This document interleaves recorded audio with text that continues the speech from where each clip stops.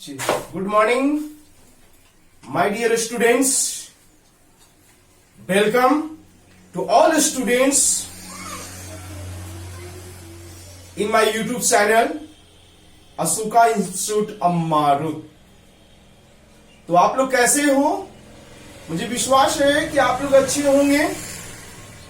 Today I am going to teach you the economics book of class 10th for Bihar board students. So हम लोग जो आज पढ़ेंगे मुद्रा के बारे में जानेंगे। ये 10वीं वर्ग के तीसरा चैप्टर है इकोनॉमिक्स का। टाइटल का नाम है मुद्रा, बचत, साख, money, saving and goodwill, you can say credit. तो मुद्रा होता क्या है ना? सबसे पहला प्रश्न यही दिमाग में आता है। तो मेरे भाई, आधुनिक समय में वस्तुओं तथा सेवाओं का लेन देन जिस प्रक्रिया से होती है, जिस माध्यम से होते हैं, वही तो मुद्रा है। मुद्रा का मतलब अंग्रेजी में मनी, मॉनेटरी।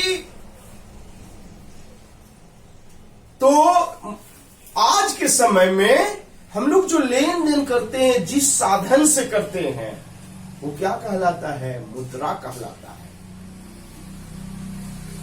है।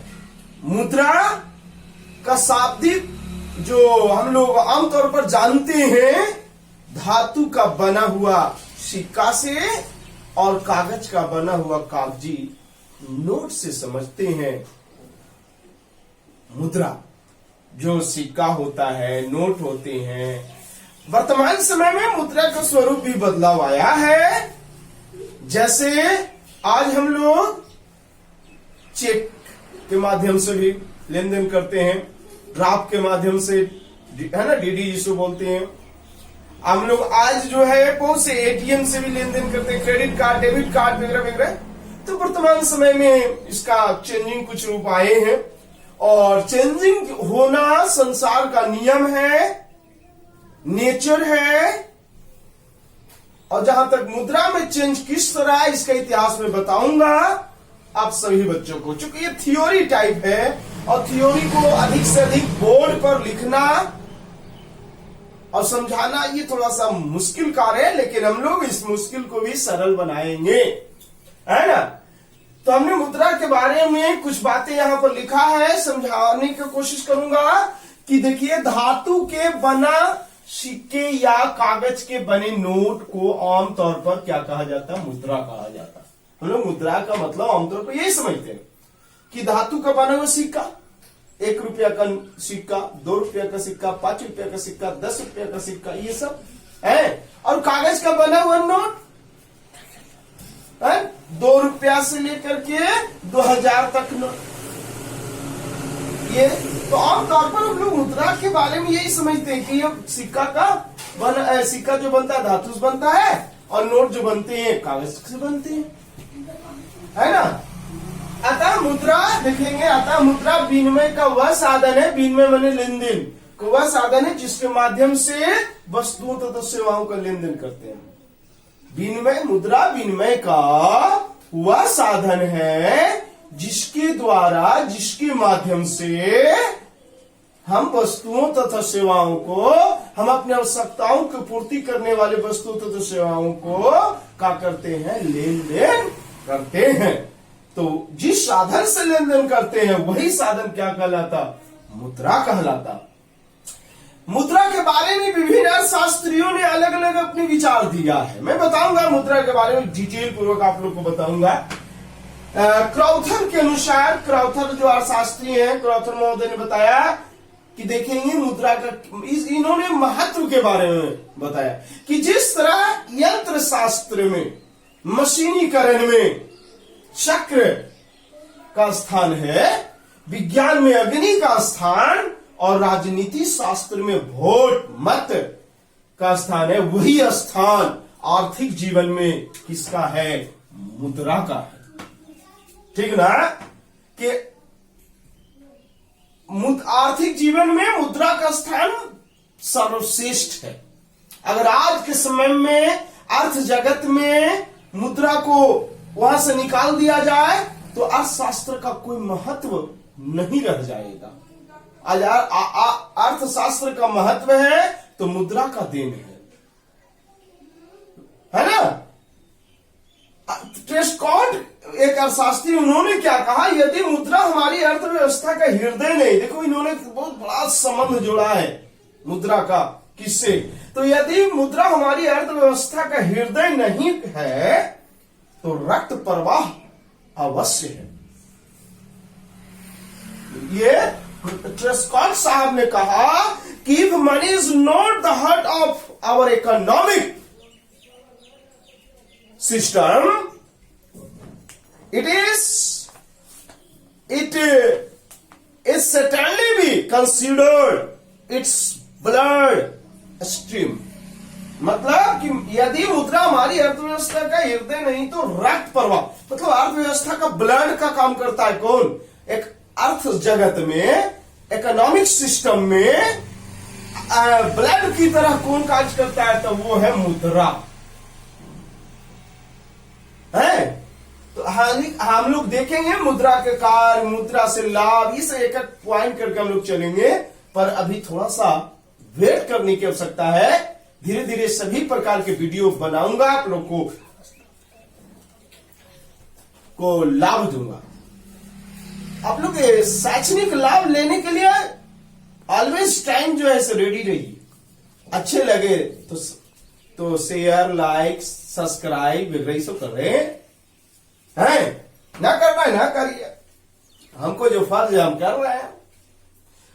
तो मुद्रा मोटा मोटी हम लोग क्या समझे, मुद्रा का मतलब है धातु का बना हुआ सिक्का और कागज का बना हुआ नोट। मुद्रा वह साधन है, विनिमय का वह साधन है जिसके द्वारा हम वस्तु तो सेवाओं का क्या करते हैं, लेन देन करते हैं। और विभिन्न अर्थशास्त्रियों ने मुद्रा के बारे में अपने अपने विचार रखे हैं। हमने दो अर्थशास्त्रियों के बारे में बताया, इस तरह से अन्य अर्थशास्त्रियों को क्या विचार है, इस पर क्या राय है, क्या बताए हैं, उन सभी बिंदुओं को मैं आप लोगों के सामने रखूंगा। चलिए थोड़ा सा हम लोग आते हैं तो देखेंगे लेन देन से ही तो मानव जो है अपनी आवश्यकता की पूर्ति करती है।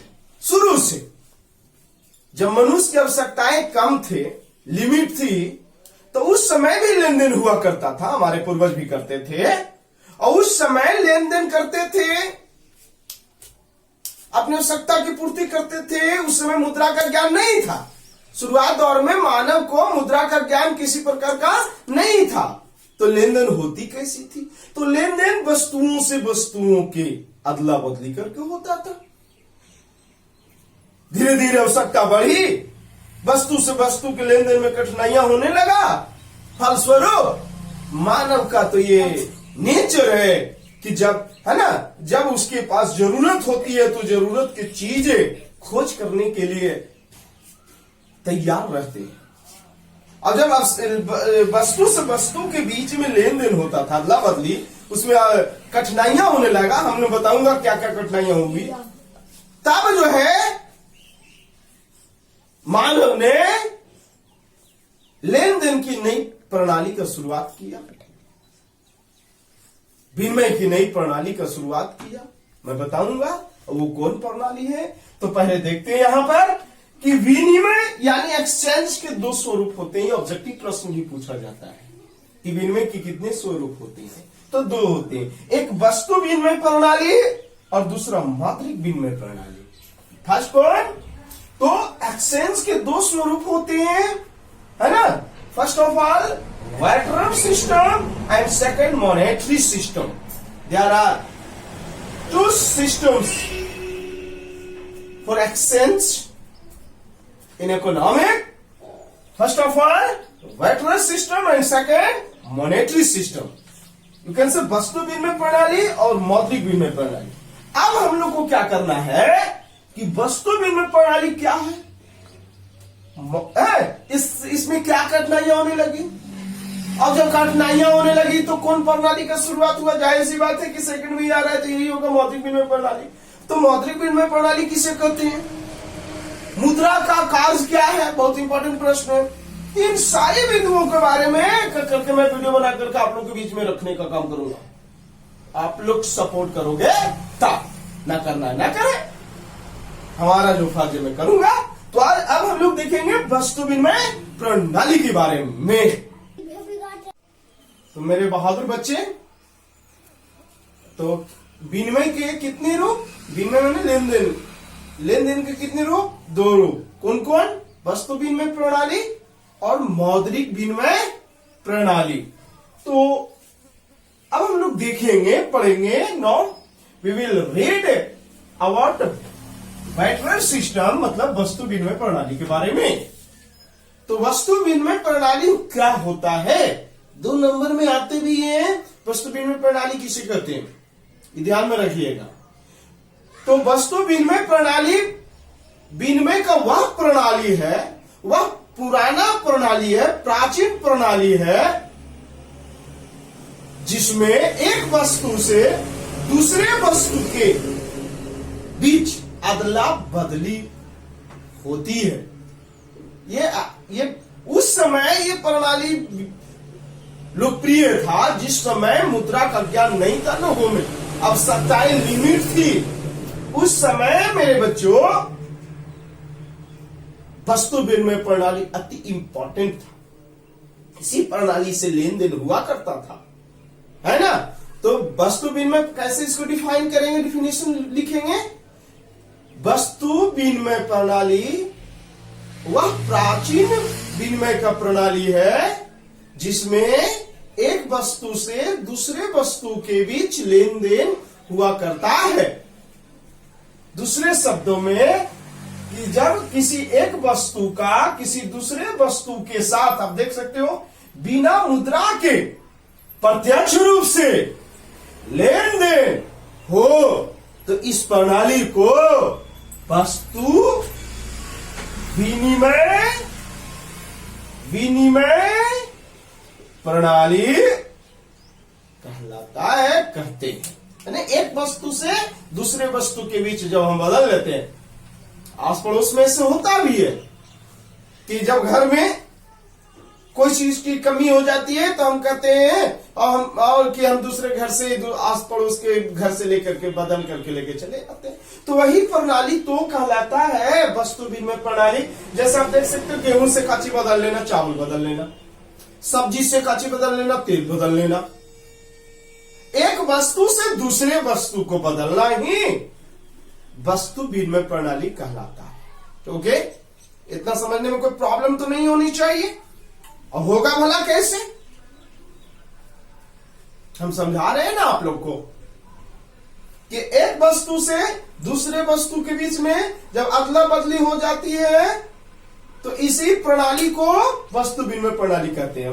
समझ गए होंगे। ये चूंकि प्राचीन प्रणाली थी, इसमें बहुत तरह की कठिनाइयां हुआ करता था इस प्रणाली में, और जब कठिनाइयां होने लगी तब तो आगे मनुष्य ने कुछ खोज किया, हम बताऊंगा। लेकिन अब सबसे पहले देखना है कि क्या होता है वस्तु विनिमय प्रणाली में, कठिनाइयां क्या होता है, what is difficulty in barter system. Okay, तो वस्तु विनिमय प्रणाली में जो कठिनाइयां होती है, मैंने पॉइंट लिख दिया हूं और इसी पॉइंट को मैं समझाऊंगा। वीडियो को ध्यानपूर्वक देखिएगा और सुनिएगा, तब समझ में आएगा। ओके, तो आवश्यकता पहला क्या है? आवश्यकता के दोहरे संयोग का भाव। आवश्यकता के दोहरे संयोग का भाव, ये पहली वस्तु विनिमय प्रणाली में कठिनाइयां हुआ करता है ना। वस्तु विनिमय प्रणाली में पहली जो कठिनाइयां क्या थी? आवश्यकता के दोहरे संयोग का भाव। अब ये आवश्यकता के दोहरे संयोग का भाव का मतलब क्या? तो बच्चों, आवश्यकता के दोहरे संयोग का मतलब एक की जरूरत दूसरे से मेल खा जाए। एक की जरूरत दूसरे से क्या खा जाए? मेल खा जाए। लेकिन ऐसा संयोग बस ही हुआ करता था। किसी एक की जरूरत किसी से मेल खा जाए, ऐसा बहुत ही रेयर केस में हुआ करता था। अतः कहने का मतलब है कि जैसे मेरे पास चावल है और हमें जरूरत है गेहूं का, तो क्या दूसरे के पास हम जा रहे हैं, पूछ रहे हैं कि बदलोगे चावल से गेहूं? अब उस व्यक्ति को भी जरूरत होगा चावल, तब तो वो अपने गेहूं से बदलेगा। अब ऐसा संजोग बस ही हुआ करता था, अतः लेन देन में कठिनाइयां हुआ करता था। अब जब संजोग नहीं बैठे तो लेन देन में कठिनाई हुआ करता था। यही आवश्यकता के दोहरे संजोग का भाव, माने एक का आवश्यकता दूसरे के साथ क्या खा जाए, मेल खा जाए, है ना। लेकिन ऐसा संजोग बस ही हुआ करता था, यही कठिनाइयां थी। अब हम लोग दूसरा कठिनाइयां क्या था, मूल्य के समान मापक का भाव, मूल्य के सामान्य मापक का भाव। चूंकि वस्तु विनिमय प्रणाली में कोई ऑथेंटिक प्रणाली नहीं थी जिसके द्वारा सामान्य रूप से मापा जा सके। जैसे आज बटखारा होते हैं, तराजू होते हैं, तौल देते हैं, 1 केजी चावल चाहिए तो 1 केजी तौल देते हैं। लेकिन उस समय नहीं थी। उस समय क्या हुआ करता था, ये मूल्य के मापने से संबंधित कठिनाइयां थी। कोई ऐसा मापक नहीं था जिसके सहायता से सभी प्रकार की वस्तुओं या सेवाओं के मूल्य को मापा जा सके। उदाहरण के लिए जैसे 1 सेर चावल के बदले कितना घी दिया जाए, क्योंकि उसमें मापक तो था नहीं। 1 किलो चावल के लिए कितना घी दिया जाए, गाय के बदले कितनी बकरियां दी जाए, कोई ऐसा था ही नहीं। वैल्यू मापने का कोई यंत्र ही नहीं था। अब हम एक प्याला जो है से मकई ले गए और उधर से आटा बदल के आ रहे, तो बताइए तो इसमें किसको घाटा होगा, किसको घाटा होगा? हम एक प्याला में सोचते ना, पहले प्याला हुआ करता था, घरों में देखते होंगे पुराने जमाने में। तो एक प्याला हम ले गए का चीज मक्का, काहे के लिए? घी से उसको बदलेंगे। अब बताइए कि घी कितना उठेगा, तो ये कठिनाइयां थी। अब है मूल्य तीसरा, ये तो दूसरा समझ में आया। समान मापक का भाव था, कोई ऐसा ऑथेंटिक जो है से मापक नहीं थी, मापने वाला यंत्र नहीं था, समान नहीं थे, ज्ञान इसकी अभाव था, ज्ञान का अभाव था। अब तीसरा आते हैं मूल्य संचय का भाव, मूल्य संचय का भाव। अब जैसे देखते हैं कि बहुत बड़ी कठिनाई थी कि वस्तु विनिमय प्रणाली में लोगों के द्वारा उत्पादित वस्तुओं को संचय की असुविधा। संचय मैंने क्या होता है? जमा करना, सेविंग करना। व्यवहार में व्यक्ति वस्तुओं को उत्पादन करता है जो शीघ्र नष्ट हो जाती है। अब जैसे अब साग है, साग या फल, साग सब्जी को कितना दिन रखोगे संचय करके? ज्यादा दिन तक नहीं रखोगे, क्योंकि अगर ज्यादा दिन रखोगे तो शीघ्र ही इसकी उपयोगिता क्या हो जाएगी, नष्ट हो जाया करता है। फल हो गया, मछली हो गए, साग सब्जी हो गए इत्यादि। और आज के जमाने में क्या है, फल साग सब्जी ज्यादा है तो उसको बेच देते हैं और मुद्रा प्राप्त हो जाता है, मुद्रा को सेविंग कर लेते हैं, बैंक में जाकर के रख देते हैं, सेविंग होता है। लेकिन उस समय अधिक मूल्य को संचय नहीं किया जा सकता था, वस्तुओं को जमा करके नहीं रखा जा सकता था। कुछ क्योंकि कुछ ऐसे वस्तुएं जो शीघ्र क्या हुआ जा करता है, नष्ट हो जा करता था। तो वस्तु विनिमय प्रणाली में कठिनाइयां था कि अधिक से अधिक दिनों तक हम वस्तुओं को संचय नहीं कर सकते हैं, है ना। अब है सह विभाजन का भाव। सह विभाजन माने बांट देना है। कुछ वस्तुएं ऐसे होते हैं जिसका विभाजन नहीं किया जा सकेगा, बांटा नहीं जा सकेगा, यदि उसको हम विभाजन कर देते हैं तो उसकी उपयोगिता क्या होगा, नष्ट हो जाएगा ना। तो वस्तु विनिमय प्रणाली में उस समय कठिनाइयां सबसे अधिक उत्पन्न रूप में होती थी। जैसे एक गाय के बदले 3-4 है ना वस्तुएं लेनी होती थी, वे वस्तुएं अलग अलग के पास हुआ करता था। इस स्थिति में एक गाय के बदले कितनी मतलब बकरियां लिया जाए, ये दिक्कत होता था विभाजन में। अगर गाय को हम बकरी के अनुकूल करते हैं तो गाय को अगर बांटते हैं तो उसकी उपयोगिता खत्म हो जाएगी ना। तो विभाजन का अभाव हुआ करता था। ठीक है, चावल को हमने बांट दिया, लेकिन गाय और कुछ ऐसे वस्तुएं हैं जिसको हम कैसे विभाजन कर सकते थे। आज क्या होता है कि आज हम लोग दाम लगा देते हैं कि गाय जो है 20,000 का गाय है, 20,000 देते हैं, उधर से गाय ले लेते हैं, लेकिन उस समय तो मुद्रा था ही नहीं, तो विभाजन बहुत दिक्कत हुआ करता था एक दूसरे के लेन देन में, विभाजन करने में। कि भविष्य के भुगतान की कठिनाइयां। अगला क्या ये तो हो गया। अगला क्या है, भविष्य के भुगतान की कठिनाई। वस्तु विनिमय प्रणाली में उधार लेन देन में बहुत कठिनाइयां हुआ करता था। आज उधार लेन देन क्या करते हैं, जितना के खरीदते हैं उधार लेते हैं, अगला दिन चुका देते हैं, लेकिन उस समय बहुत कठिनाइयां हुआ करता था। कैसे, तो मान लीजिए कि एक व्यक्ति दूसरे व्यक्ति से 2 वर्षों के लिए गाय लेता है ना, गाय उधार देता था। इस अवधि के बीतने पर गाय लौटा देता था। कितना, 2 वर्ष में लौटा दिया। बताइए, 2 वर्ष के अंदर उधार लेने वाला व्यक्ति गाय का दूध पिया, गोबर से उसका उपयोग किया, उपला बना करके, गोईठा बना करके है, तो इस तरह प्रणाली में उधार देने वाले को क्या हुआ जा करता था, घाटा हो जाता था, जबकि उधार लेने वाला व्यक्ति फायदे में रह जाता था। बहुत बड़ा कठिनाई थी भुगतान करने में, उधार लेन देन में कठिनाई हुआ करता था। ऐसे इसको पॉइंट बना सकते, भविष्य में भुगतान तो उधार लेन देन में कठिनाई। और था मूल हस्तांतरण की समस्या। मूल हस्तांतरण माने किसी को ट्रांसफर करना। आज क्या होता है, आज हम कहीं जमीन बेच देते हैं, गाय बेच देते हैं, पैसा मिल जाता है, लेकिन उस समय दिक्कत हुआ करता था। वस्तु विनिमय प्रणाली में मूल के हस्तांतरण में कठिनाइयां होती थी, और कठिनाइयां उस समय और अधिक बढ़ जाता था जब कोई व्यक्ति एक स्थान को छोड़कर दूसरे स्थान पर बसना चाहता था। ऐसी स्थिति में उसे अपनी संपत्ति छोड़कर ही जाना पड़ता था। बताइए ना, जमीन से जमीन कैसे बदला होगा। अब जमीन मान लीजिए कि अगल बगल रहेगा तब ना, मान लीजिए हम यहां हैं, गया में हैं, और हम जाकर के कहा बंबई में बसना चाहते हैं, तो बताइए कि जमीन यहां वहां का आदमी का कैसे बदलाव होगा। तो ये थी प्रॉब्लम, हस्तांतरण की थी समस्याएं वस्तु विनिमय प्रणाली में। तो मुझे विश्वास है कि आप लोग जो ऐसे कठिनाइयां को समझे होंगे, प्रणाली को देखे होंगे। अब लंबा वीडियो ना हो इसलिए मैं इतना ही, अब मैं बताऊंगा अगला वीडियो में मुद्रा के बारे में, मौद्रिक विनिमय प्रणाली के बारे में, और मुद्रा के कार्य, मुद्रा से लाभ। अब तो समझे होंगे। अगर बढ़िया से अगर वीडियो को देखेंगे, बातों को समझेंगे, सुनेंगे, तो जरूर से जरूर माइंड में आपको बन जाएगा, अन्यथा नहीं। और साथ ही साथ बुक भी पढ़िए। ये बिहार बोर्ड स्टूडेंट के लिए 3रा चैप्टर है 10वीं वर्ग का, इकोनॉमिक्स, है ना। जो ना समझ में आता तो आप पूछिए, कमेंट बॉक्स में लिखिए। और जो कुछ अन्य विषय भी चाहते हैं कि सर हमको पढ़ाए, तो उस कमेंट में लिखिए कि हम इस विषय को, इस चैप्टर के बारे में पढ़ना चाहते हैं, बताऊंगा।